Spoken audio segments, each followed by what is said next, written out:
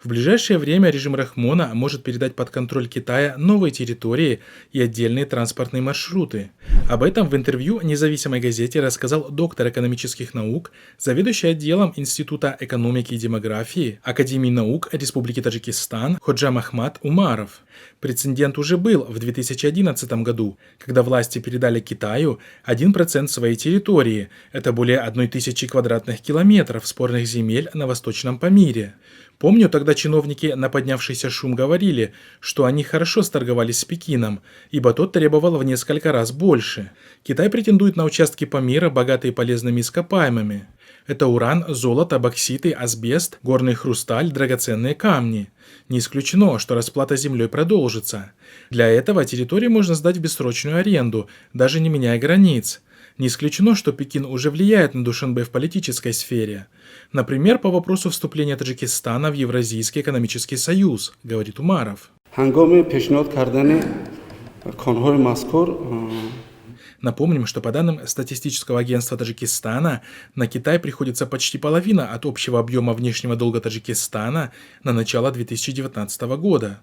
В счет погашения взятых кредитов Китаю передано в собственность 3 золоторудных месторождения и 1 угольное. По данным диппредставительства Китая в Душанбе, на начало 2020 года в Таджикистане работали свыше 300 китайских компаний.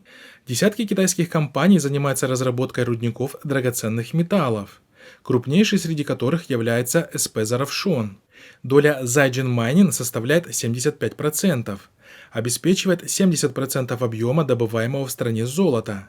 Предприятие Покрут полностью принадлежит компании China Non-Ferrous Gold Limited, добывает золото на территории города Вахдат. Компания ТБА получила в прошлом году лицензии на разработку 2 рудников в Айнинском районе – Доаба и Верхний Кумарк, взамен на построенные в столице теплоэлектроцентрали.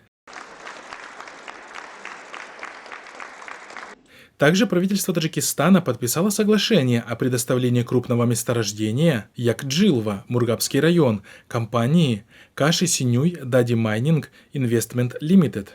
Кроме того, таджикско-китайская горно-промышленная компания занимается добычей и переработкой свинцово-цинковых руд месторождений Алтын-Топкан и Пайбулак. Бартек Таджикистон Майнинг осваивает месторождение Мушкистон в Пинджикентском районе.